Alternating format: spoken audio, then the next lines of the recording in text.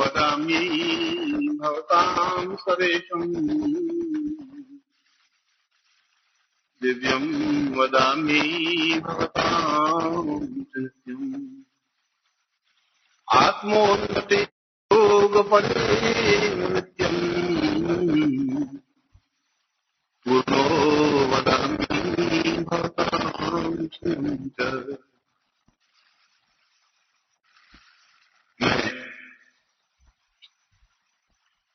आज का यह प्रवचन ब्रह्मर्षि वशिष्ठ के योग सूत्र में से यह श्लोक उद्धृत करता हुआ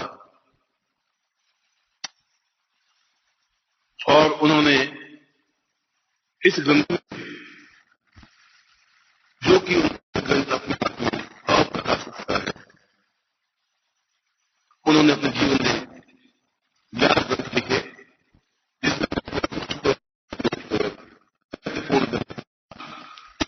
जिसमें पूर्ण ग्रंथ बना कि वही एक प्रकाशित है। मगर इसके अलावा भी उनके कुछ ग्रंथ जो योग सूत्र है, ब्रह्म विमुच्चय है, ऐसे कुछ ग्रंथ ऐसे हैं अप्रकाशित से हैं। अप्रकाशित इसलिए नहीं कि वो विलुप्त हो गए, है नहीं, होंगे तो प्रकाशित होंगे। और अंग्रेजों के 300 साल की उस आधिपत्य में हमने बहुत कीमती ग्रंथ चले गए या बर्बाद हो गए। उन्हें अपने आप में एक अद्वितीय ग्रंथ था या योग है, मगर अभी तक विद्वानों की नजरों में और आचार्यों की नजरों में आ नहीं सका है। आज मैं इसी श्लोक के आधार पर एक श्रेष्ठतम सत्य को उद्घाटित करने के लिए आपके सामने हूं। वशिष्ठ अपने आप में संपूर्ण ऋषि थे। संपूर्ण का तात्पर्य है कि उन सारे आयामों को स्पर्श किया था जो उनके जीवन के महत्वपूर्ण थे। उन्होंने योग के माध्यम से जीवन की ऊंचाई को स्पर्श किया, पूर्णता को स्पर्श किया, और जिसे ब्रह्म पद कहा जाता है, ब्रह्मत्व कहा जाता है, उसको प्राप्त किया। उस समय के ऋषि समाज में उन्होंने ब्रह्म की, योग की, जीवन की और चिंतन की जो कुछ धाराएं, जो कुछ तथ्य स्पष्ट किए, वे अपने आप में आज भी मान्य हैं। और उसमें बड़ा ये संघर्ष था उन दिनों में कि वशिष्ठ अगर ब्रह्मर्षि हैं तो अन्य ऋषि ब्रह्मर्षि क्यों नहीं हो सकते। विश्वामित्र और वशिष्ठ एक ही समय में ऋषि हुए और विश्वामित्र में ऋषियों के एक श्रेष्ठ या ऋषियों के सभापति या ऋषियों में ज्येष्ठ वशिष्ठ थे। विश्वामित्र ने कई बार उनको निवेदन किया, कहा कि मैं भी ब्रह्मर्षि हूं, मैंने भी ब्रह्म का साक्षात्कार किया है। यदि आपने ब्रह्म का साक्षात्कार किया तो मैंने भी किया है, मैं भी ब्रह्मलोक में जाके आ गया हूं जैसे आप लोग जाते हैं। फिर मुझे ब्रह्मर्षि क्यों नहीं कहा जाता है इस समाज में, ऋषि समाज में।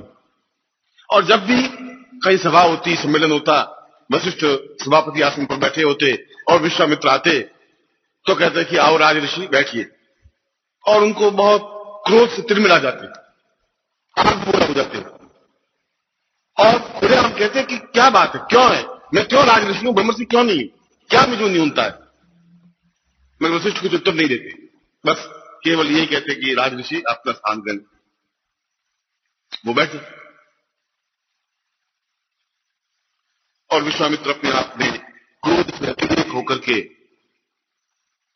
निश्चय कर लिया कि मैं इस वंश को समाप्त कर दूंगा, इस वशिष्ठ को समाप्त कर दूंगा, जिससे कि न ये रहेगा न मुझे राज ऋषि कहेगा।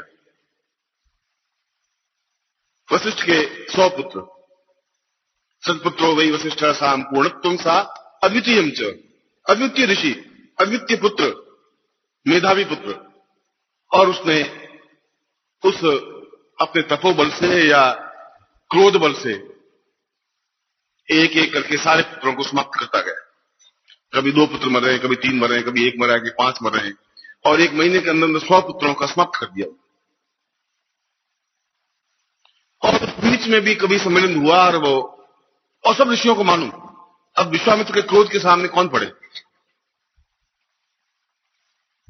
फिर भी कोई सम्मेलन हुआ और वशिष्ठ बैठे, तो जो ही विश्वामित्र आए तो उनका, आइए राज ऋषि, आपने जो कुछ किया, जो कुछ कर रहे हैं वो अपने आप में आवश्यक होगा शायद आपके जीवन में, आप आसन ग्रहण करिए।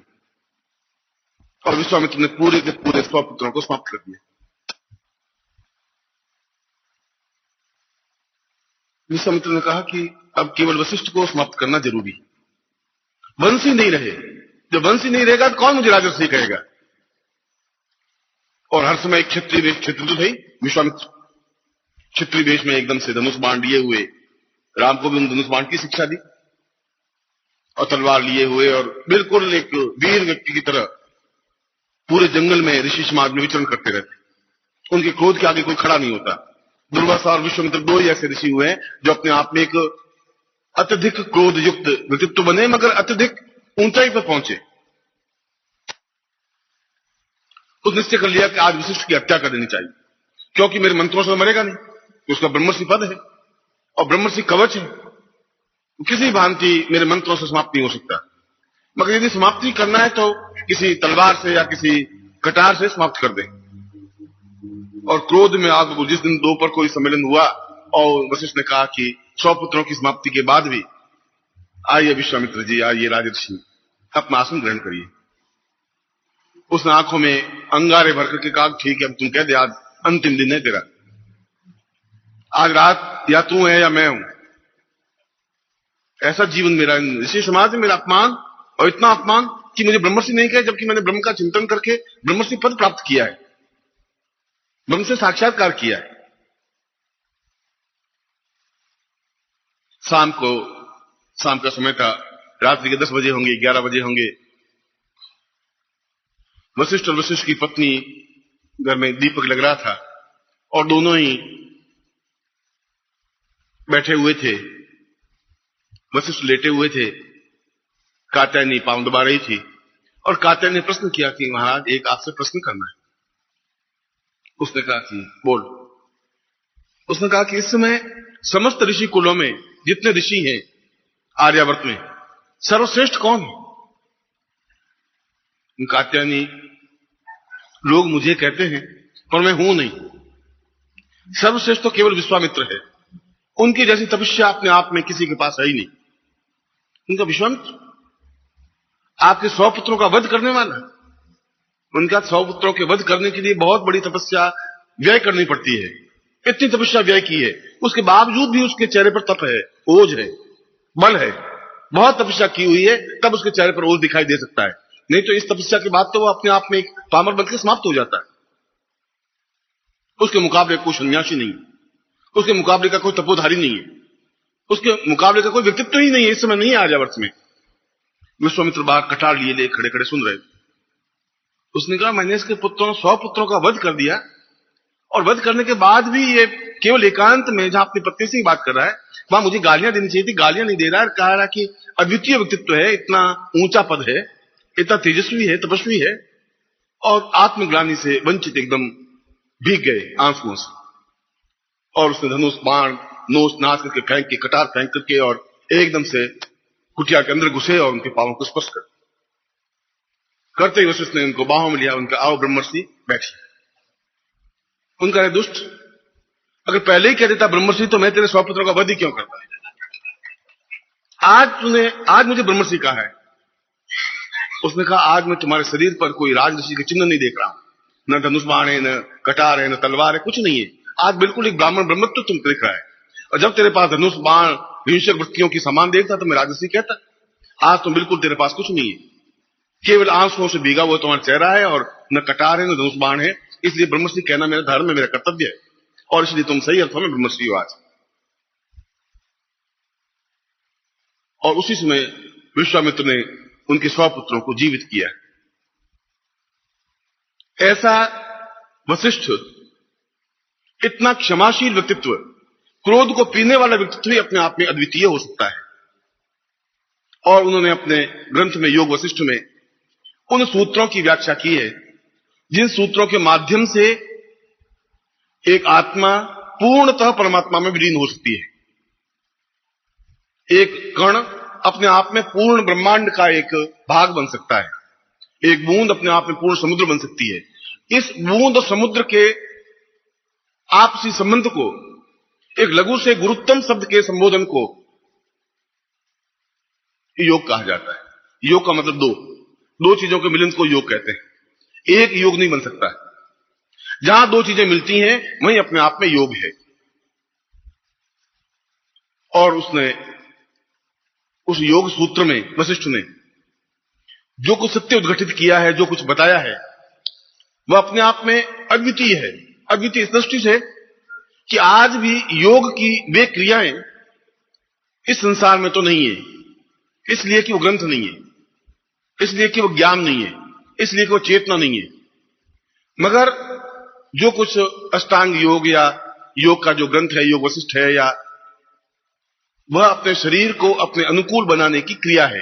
किस प्रकार से हम आंतरिक वृत्तियों को, आंतरिक चिंतन को, आंतरिक धारणाओं को, आंतरिक रहस्यों को स्पष्ट कर सके, समझ सके, वह योग वासिष्ठ का एक अत्यंत हल्का सा प्रयास है। हल्का सा प्रयास इसलिए कि वो संपूर्ण ज्ञान का एक छोटा सा भाग है।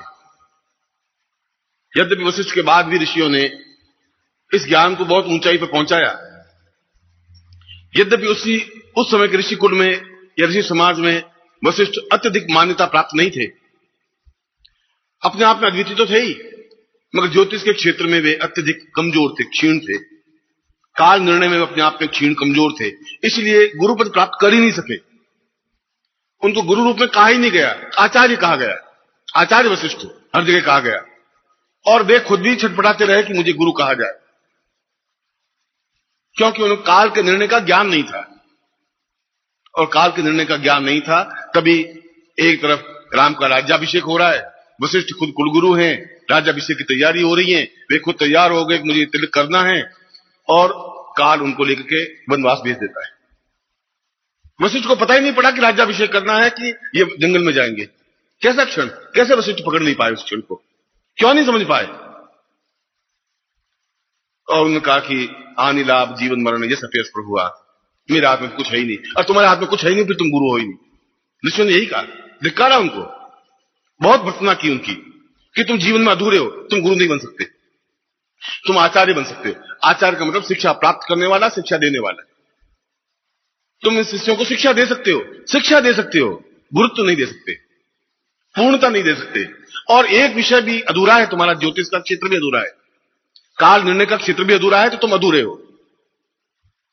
और इस ग्लानि से उन्होंने संन्यास ले लिया। ऐसा संन्यास कि अपने आप में बिल्कुल एकांत, जहां केवल वो रहे और जहां केवल कात्यायनी रही, जहां उनको प्रथम बार दीक्षा दी, पत्नी को शिष्य बनाया और उनको ब्रह्मत्व ज्ञान प्राप्त किया।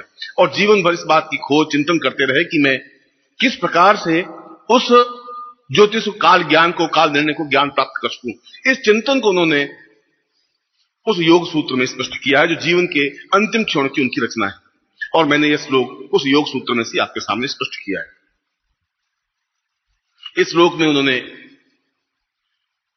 एक नवीन तथ्य को स्पष्ट किया है। इस श्लोक में, एक ही श्लोक में उन्होंने कहा कि मेरा जीवन अपने आप में क्षीण है, इसलिए कि मैं काल को नहीं पहचान पाया, और मेरा जीवन अपने आप में परिपूर्ण है, क्योंकि अंतिम क्षण में दोबारा संन्यास लेकर के मैंने काल को पहचाना। जब उनका देहावसान हुआ तब उसमें काल के अद्वितीय आचार्य बने, अद्वितीय गुरु बने, उनको गुरु शब्द से विभूषित किया गया, उनका सम्मान किया गया, उनका सम्राटाभिषेक किया गया। ऋषियों ने मिलकर के कहा कि आपको जैसा काल निर्णय करने वाला व्यक्तित्व तो नहीं है। उस काल के क्षण को पकड़ा, और किस प्रकार से काल के क्षण को पकड़ा जा सकता है, काल को पहचाना जा सकता है, काल को अपने अनुरूप बनाया जा सकता है, काल का विस्तार किया जा सकता है, काल का संतुलन किया जा सकता है, यह सब योग सूत्र में है। योग वशिष्ठ में तो केवल यह है कि हम अपने पूरे शरीर को किस प्रकार से जीवंत जागृत चैतन्य बना सकते हैं। यम नियम प्राणायाम जो कुछ भी, अष्टांग योग, मगर शरीर को साधना एक अलग चीज है, अंदर की वृत्तियों को अपने आप में साधना एक अलग चीज है, अंदर के चक्रों को जागृत करना अपने आप में एक अलग चीज है, पर अंदर के काल को पहचान लेना और पकड़ लेना अपने आप में दूसरी चीज है। कि जो काल बाहर है, कालो ये निर्वदा विपुला च लक्ष्मी। लक्ष्मी प्राप्त हो सकती है काल को पकड़ने की क्षमता जानने वाला, सही समय पर सही निर्णय लेने वाला, एहसास करने वाला कि क्या होने वाला है, मुझे क्या करना है। ऐसा चिंतन, ऐसा व्यक्तित्व उस योग सूत्र में स्पष्ट हुआ। मगर उस योग सूत्र में उन्होंने दोनों तथ्य प्रतिपादित किए। कभी ऐसा ईश्वर मौका दे, प्रभु दे कि योग सूत्र को वापस उस ब्रह्मांड की रश्मियों से प्राप्त किया जाए और वापस प्रकाशित किया जाए, अपने आप एक अद्वितीय ग्रंथ बन सकेगा संसार का, जैसा ग्रंथ न लिखा गया न लिखा जाएगा, ऐसा वशिष्ठ ने लिखा है। उसमें बताया गया कि मनुष्य उस शरीर को, मैंने योग वशिष्ठ में जो कुछ लिखा वह अपने आप में अत्यंत छोटा सा प्रयास था।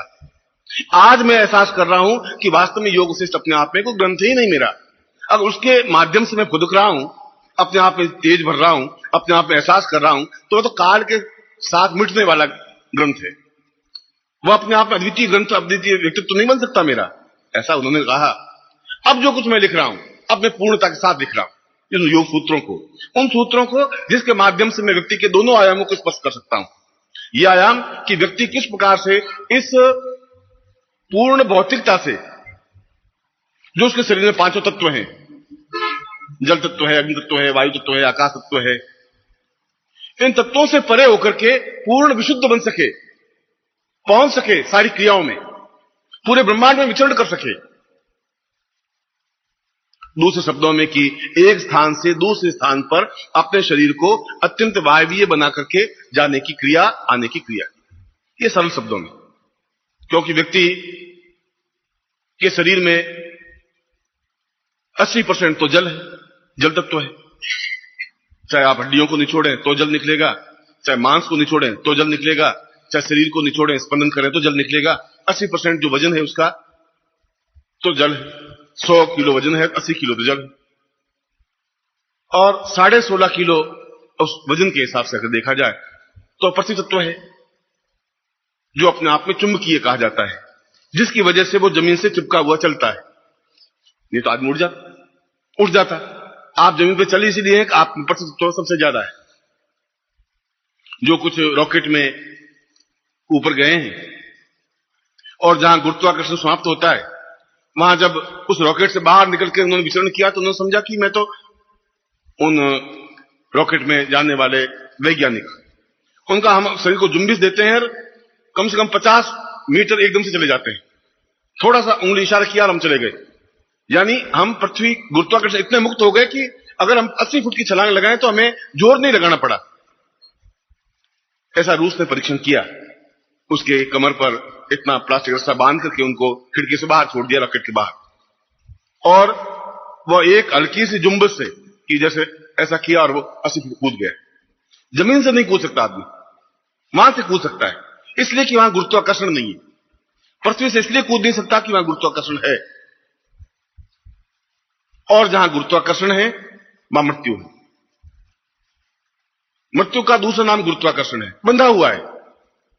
इसलिए जब एक कवि होता है तो गुरुत्वाकर्षण मुक्त हो जाता है, क्योंकि वह इस पृथ्वी की बात ही नहीं करता, वो तो कल्पना की बात करता है, इसलिए वो जीवित रहता है।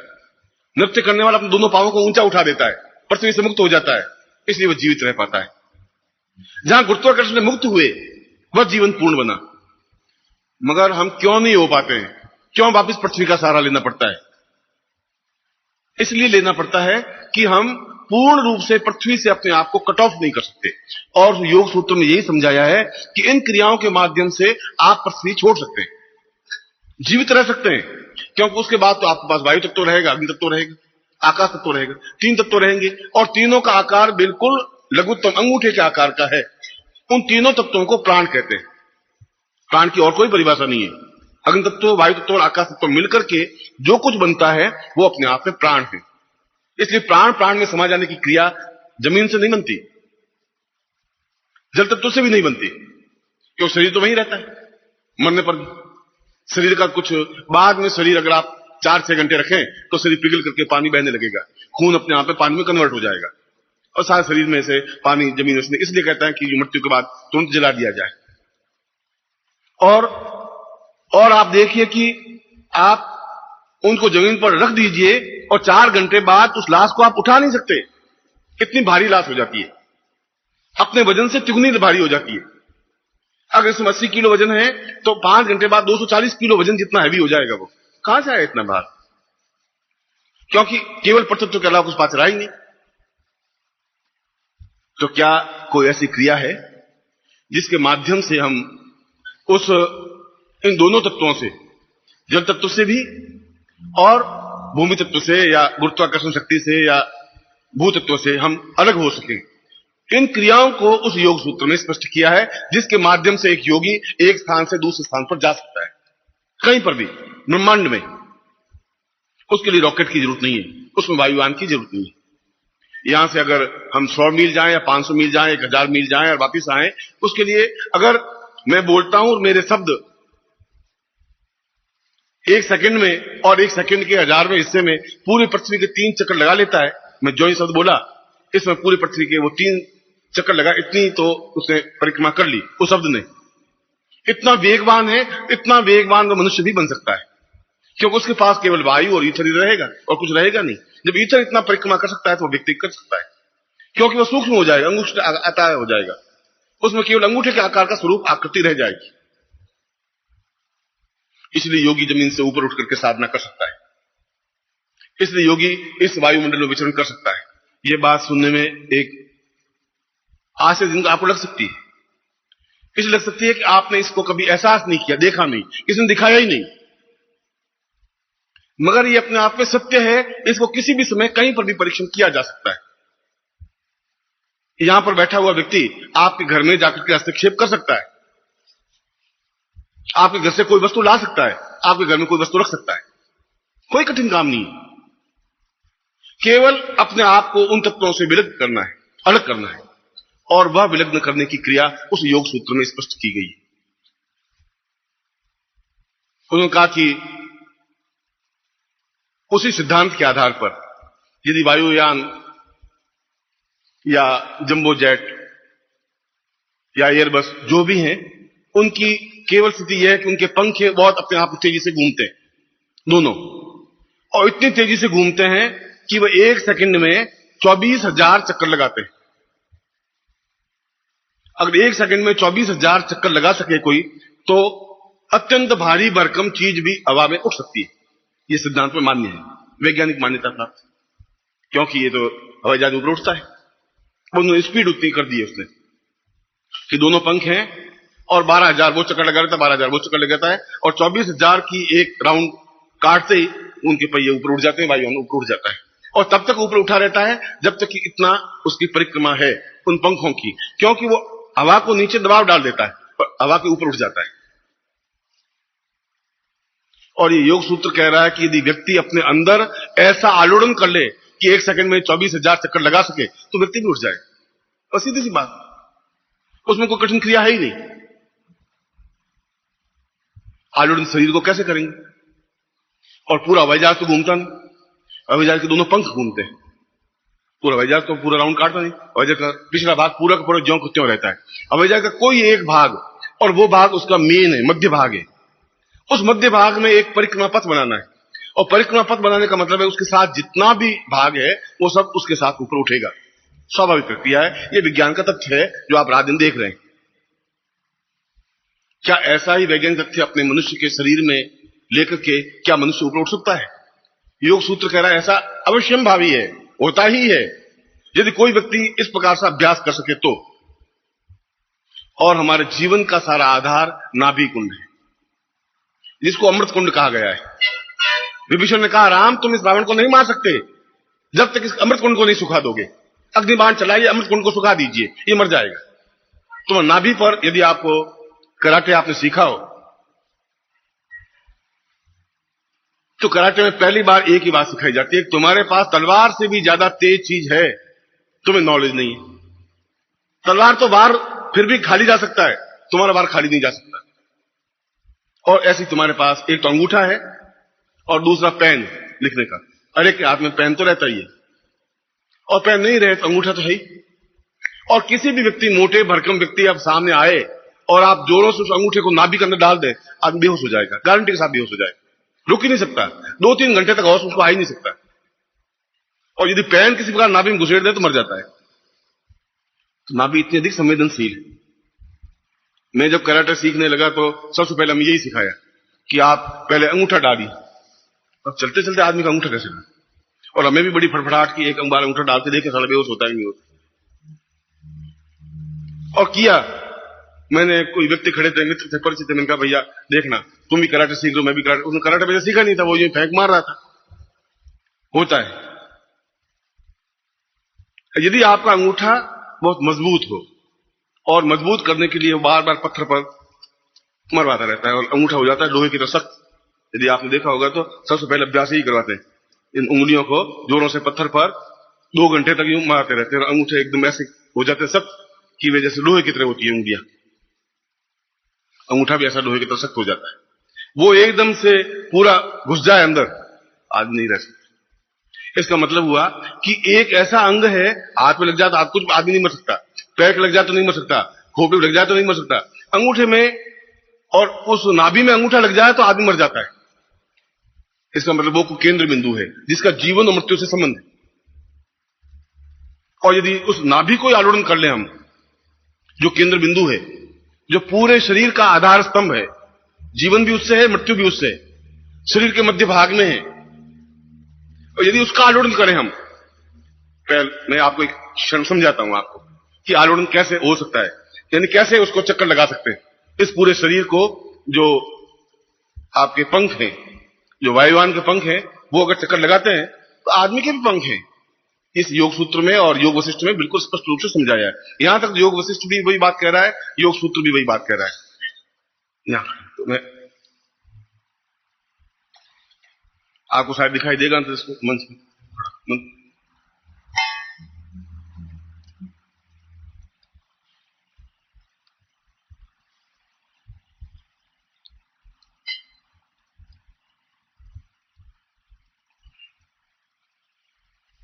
तो इसकी नाभि है, और नाभि के चारों ओर एक परिक्रमा पथ है। पहले तो आप परिक्रमा पथ को देख लीजिए, फिर मैं आपसे आगे बातचीत करूं, क्योंकि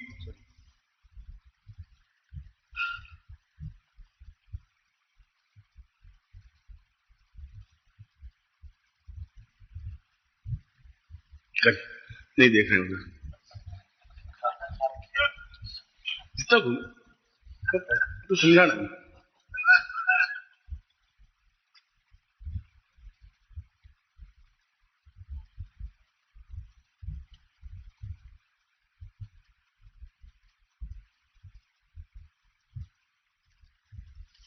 इसलिए कि भोजन किया हुआ आदमी है, अभी भोजन किया ही है और डट करके खाया होगा बेचारे। उनको थोड़ी मालूम था कि गुरुजी अब यहाँ आकर के परिक्रमा पति घुमाने लगेंगे।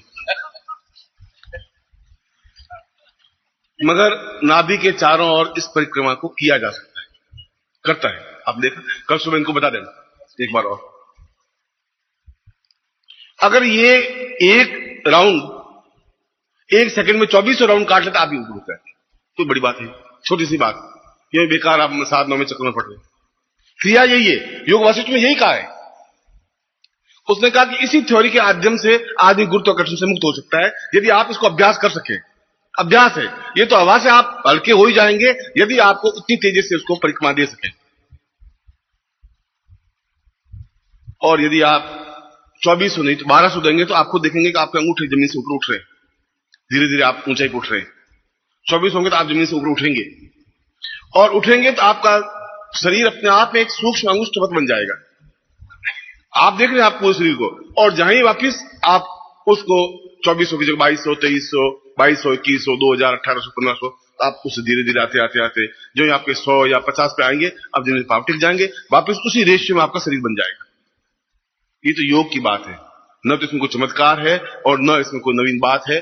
कोई आदमी, चाहे साइंटिस्ट हो, चाहे वैज्ञानिक हो, चाहे आदमी हो, चाहे आप हो, कोई भी व्यक्ति इस सिद्धांत को प्रतिपादित करके, जो विज्ञान का सिद्धांत है, उसने एक हवाई जहाज में सिद्धांत प्रतिपादित किया है, आप अपने शरीर में सिद्धांत प्रतिपादित कर सकते हैं। सीधा किया। यहां तक योग वासिष्ठ की बात, मगर उस योग सूत्र में एक और बात कही गई कि क्या इसके माध्यम से हम कहीं पर किसी भी स्थान पर कुछ ही क्षण में उतर सकते हैं। वहां योग सूत्र में कहा गया कि उस कालखंड को फिर आप पकड़ सकते हैं। योग वशिष्ठ में वो नहीं समझाया। योग वशिष्ठ में तो यही कि जब वशिष्ठ बैठते तो 6 फीट ऊपर बैठते थे, उनके लिए आसन हवा में लगता था, उन सन्यासियों का दूसरों का नहीं लगता था, क्योंकि उन्होंने योग के माध्यम से उन सिद्धांतों का प्रतिपादित किया था। और वे जमीन पर बैठ करके साधना करते ही नहीं थे, जमीन से 6 फुट ऊपर बैठ के साधना कर सकते थे, और जमीन से ऊपर बैठ करके आप भी साधना कर सकते हैं। उन्होंने वशिष्ठ में जो कुछ उसमें लिखा इसी सिद्धांत के आधार पर, मगर यह सिद्धांत कि हम अंगुष्ठवत बने, क्या हमें पूरा चिंतन रहेगा कि हम कौन हैं, कहां गए, वापिस उसी शरीर आकृति को प्राप्त कर सकते हैं? और इसका उत्तर हां है, क्योंकि शंकराचार्य ने इसको सिद्धांत को स्पष्ट करके दिखाया। शंकराचार्य नहीं, गोरखनाथ ने दिखाया, मसीह नाम दिखाया। आधुनिक जीवन में भी ऐसे सैकड़ों योगी हैं जो इसको करके दिखाते हैं और विचरण करते हैं।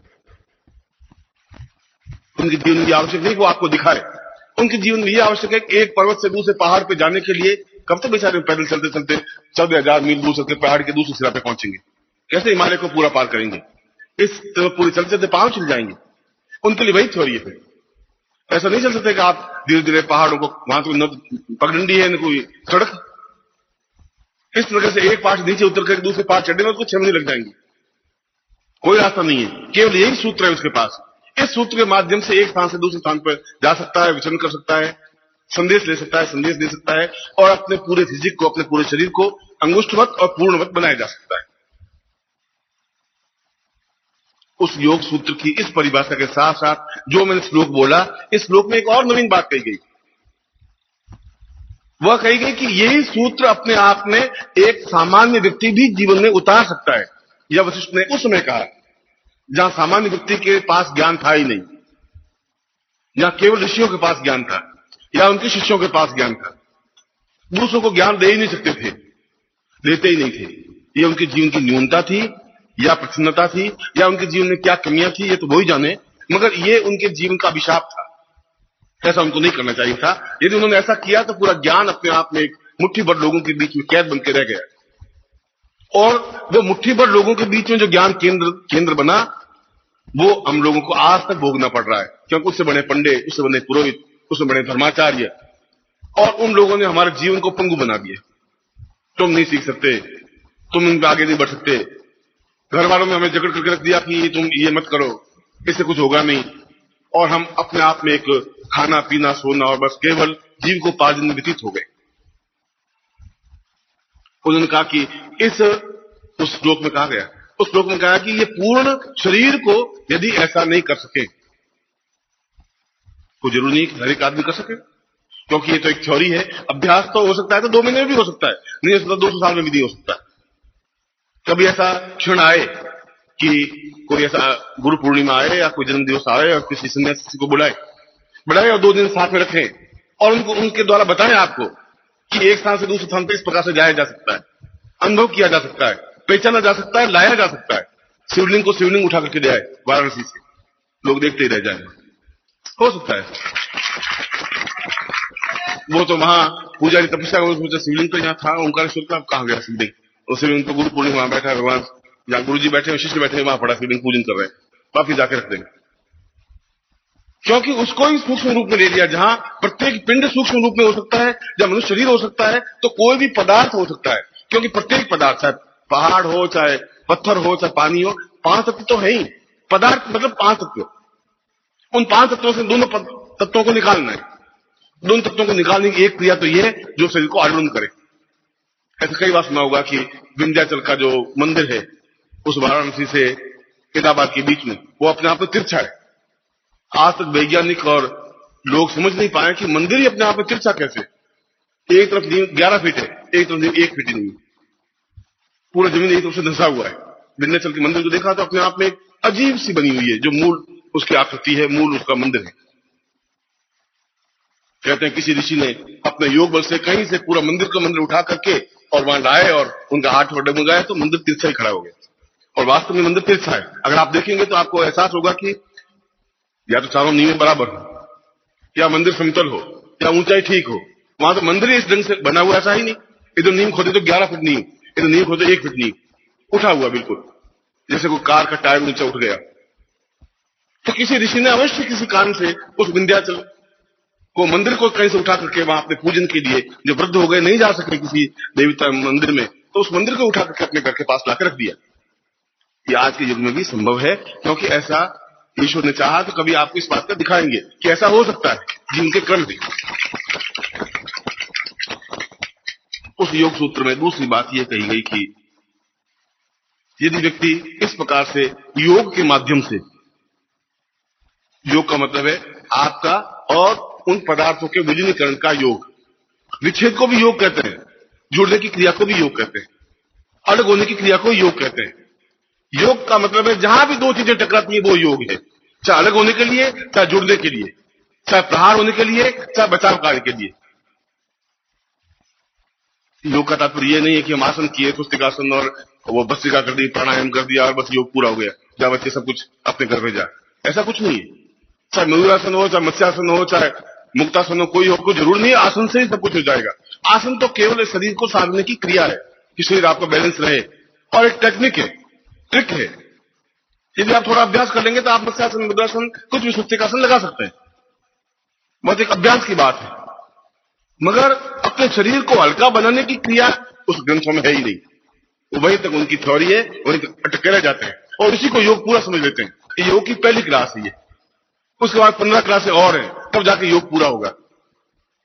इसलिए उस योग सूत्र वशिष्ठ ने कहा कि जो कुछ मैंने योग वशिष्ठ में लिखा है वो अपने आप में अपूर्ण है, वो मेरा ग्रंथ अपूर्ण है, कोई ऋषि इसको पढ़े नहीं। अंत में लिखा है, अंतिम श्लोक में, कोई ऋषि नहीं पढ़े, क्योंकि पढ़ करके मेरे प्रति धारणा बहुत न्यून हो जाएगी कि इतना बड़ा ऋषि इतनी घटिया बातें क्या लिखी। इसलिए मुझे वापिस न्यास लेकर के इस योग सूत्र की रचना करनी पड़ी। और उस योग सूत्र में यह बताया कि हम उस आलोड़न को यदि प्राप्त नहीं हो सके तो विशेष क्रियाओं के माध्यम से, विशेष क्रिया का मतलब है उन्होंने उस श्लोक में क्या, राजराजेश्वरी तुम पूर्वताम पर्वताम वदः स योग एवते मुच्यम पृथिव्यो नात्र संशय। राजराजेश्वरी साधना करने से जीवन अपने आप में पूर्ण शरीर हल्का होता ही है, तो उन सारे तत्वों से मुक्त हो जाता है जिन तत्वों को आप मुक्त करना चाहें। केवल पृथ्वी तत्व रखना चाहे, उन सारों तत्वों को निकालना चाहे तो भी रह सकता है। आप इतने भारी हो जाएं कोई आपको उठा ही नहीं सके। केवल दूसरा तत्व रखना चाहे तो जैसे हनुमान लंका पे जाने के लिए छलांग लगाई तो मार्ग में सुरसा मिली, राक्षसी भयंकर लंबी चौड़ी, ज्यो ज्यो सुरसा वजन बढ़ावा, ज्यो ज्यो सुरसा वजन बढ़ाते गए हनुमान जी अपना वजन बढ़ाते गए। वह एकदम से 10 फुट की बनी, वो 12 फुट की बने, वो 18 फुट की बनी, वो 24 फुट की बने, वो 50 फुट की बनी, वो 70 फुट की बने, और जो ही वो 80 फुट की बनी और हनुमान बिल्कुल एक लघु रूप धारण करके उनके मुंह से उठ के बाहर निकल गए। ऐसा वाल्मीकि रामायण में भी है और ऐसा तुलसीदास रामायण में भी है।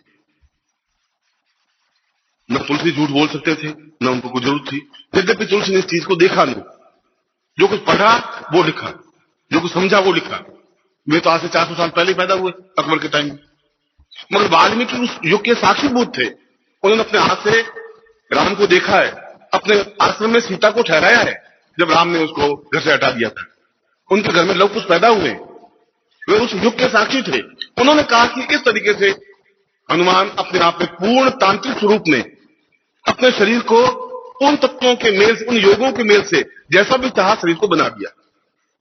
इस श्लोक में इस विवरण कि उस तंत्र के माध्यम से उस हनुमान ने, जो तांत्रिकाचार्य थे, अपने शरीर को जिन तत्वों का मेल देके जैसा बनाना चाहा वैसा बना दिया। छोटा बड़ा, लघु लघुत्तम और विस्तृत, छलांग लगाने वाला रुकने वाला, पूरे उस अशोक वाटी को सत्यानाश करने वाला और पूरी लंका को जलाने वाला और बहुत अधिक सेवक।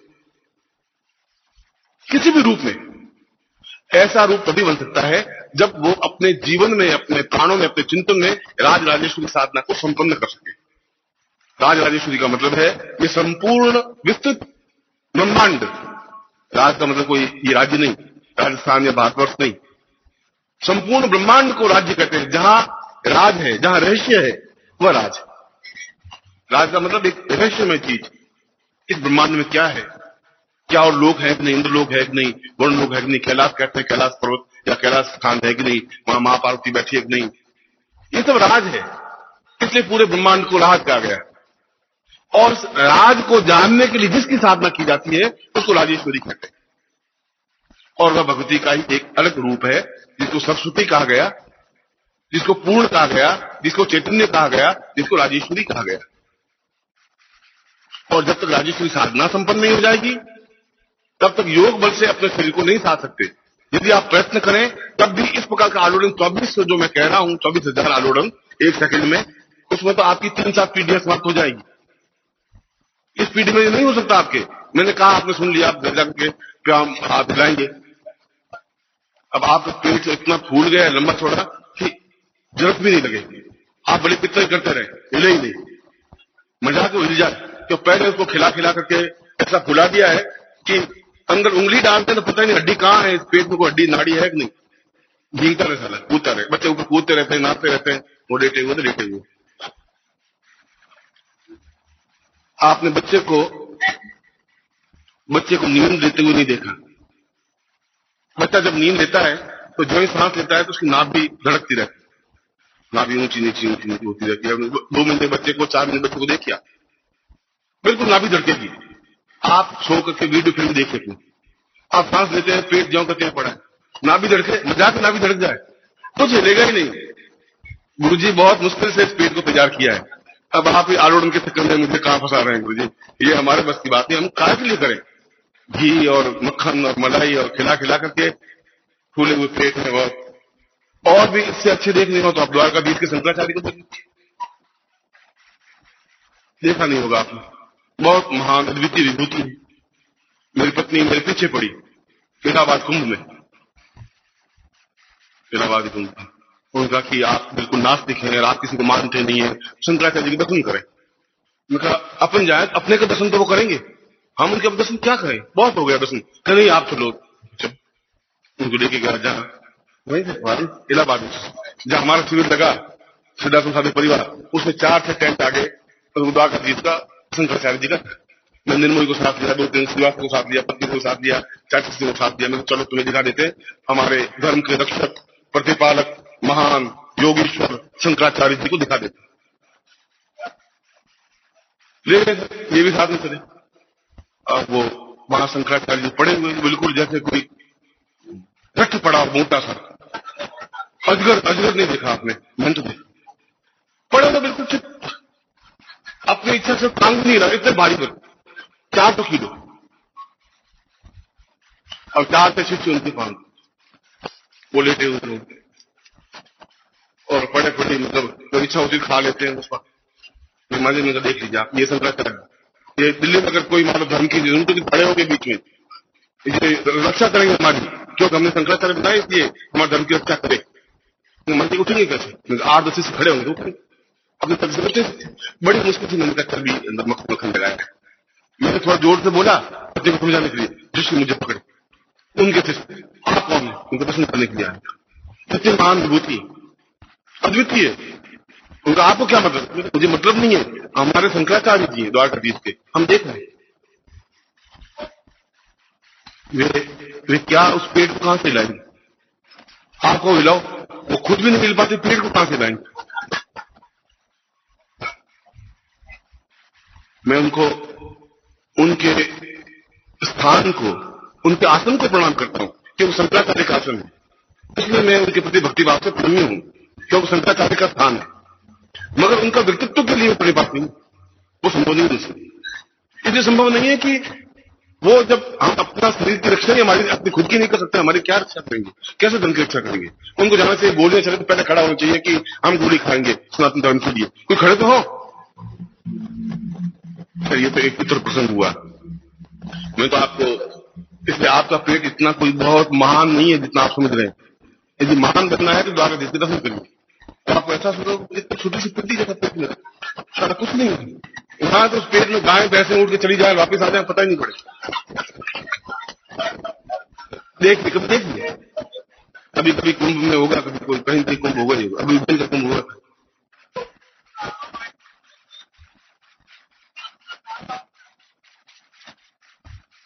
मैं उनके कोई आलोचना नहीं करता, मैं तो वहां भी उनके सामने खड़े नहीं खड़ा, उन शिष्यों को कह रहा था, मैं कहा ये क्या करेंगे, ये पड़े हुए खुद तो उठते, आप लोग 8-10 मिनट उठाओ, टूट जाए, तो शिष्यों ने मुझे बहुत धमकाना शुरू किया कि तुम नास्तिक हो। नास्तिक हो या आस्तिक हो, मुझे तो, मैं तो आस्तिक हूँ, शरीर है, इनका शरीर को देख रहा हूँ।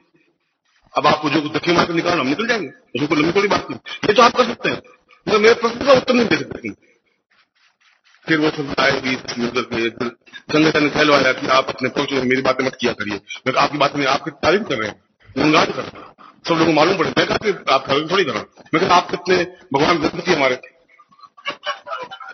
आज भी हम सबसे पहले प्रणाम करते हैं, आपको सबसे पहले प्रणाम करते हैं। गलती क्या किया?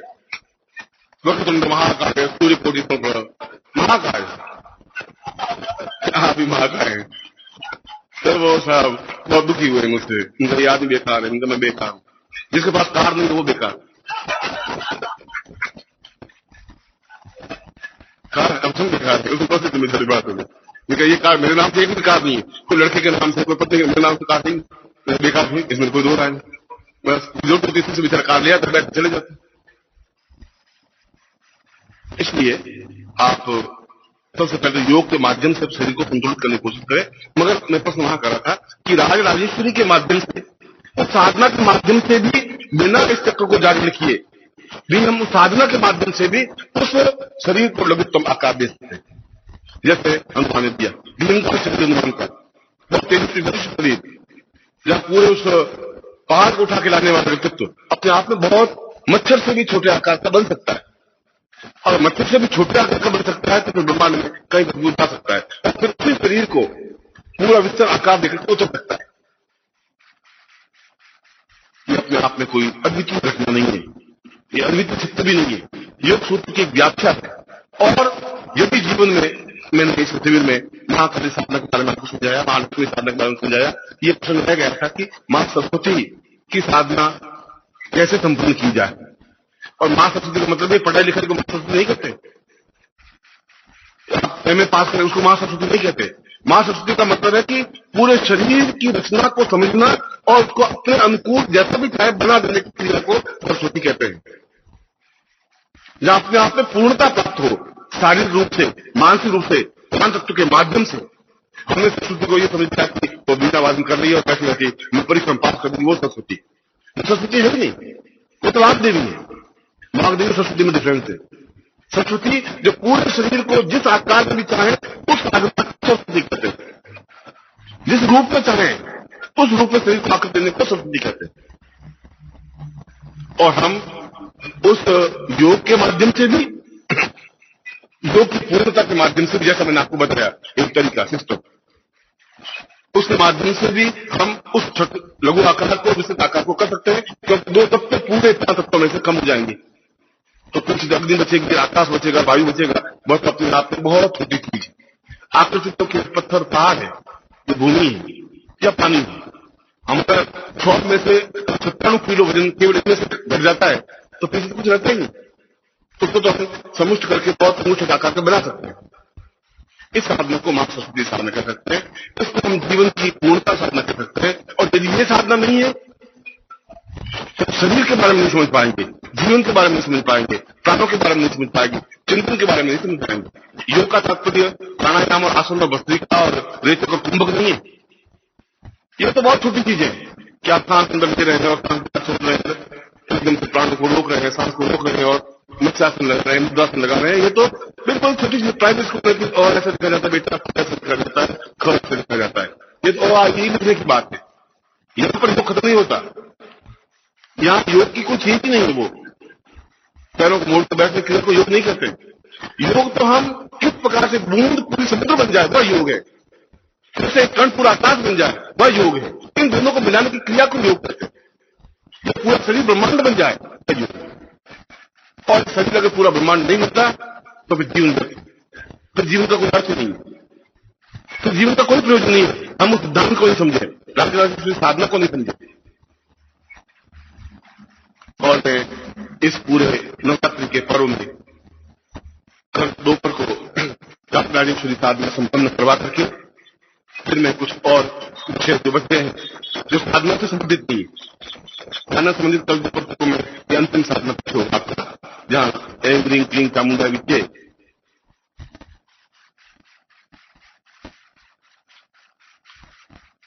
क्लीं जहाँ कालिका बीज मंत्र है, ऋण जहाँ लक्ष्मी का बीज मंत्र है, ऋण जहाँ सरस्वती का बीज मंत्र है, उसका एक अहम बीज की चर्चा करते हुए जैसा साधन की है, कल मैं इस रात्रि साधना को पूर्णता के साथ समन्वय करता हुआ आपको समझाऊंगा। उसकी मैं आपको साधना संपन्न करवाऊंगा और उसके साथ ही साथ वो एक द्वारा पूर्ण होगा। फिर कल शाम का और परसों का जो कार्यक्रम है वो अपने आप में इनसे भी कई गुना ज्यादा श्रेष्ठकर होगा। उनको मैं आपके सामने फिर कल दोपहर को, इसलिए कल दोपहर तक आप ज्ञान को, चिंतन को समझने की क्रिया करें और पूरे नवरात्रि का निचोड़ मेरे पूरे जो पूरा निचोड़ कल पाता है। इसलिए मैं अंत में गुरुत्व साधना के बाद भी शरीर को लिया जा सकता है। जब गुरुत्व साधन नहीं होगा तो आप संतुलन नहीं कर सकते, शरीर को साध नहीं सकते, संभव नहीं, क्योंकि अब आपको साधने की जरूरत नहीं है। जब आप है ही नहीं, जब आपका अस्तित्व नहीं, तो आप क्या साधेंगे? जब आपने समर्पण ही कर दिया, अपने शरीर के अंदर गुरुत्व को स्थापन कर दिया, फिर आप तो नहीं, आपका शरीर गुरु में बन गया है। वही आपके शरीर को पूरा तत्व जागृत करे, वही उसको प्रयोग करें। उसी प्रकार का प्रयोग दोपहर को आपको करवाऊंगा। मैं एक बार पुनः आपको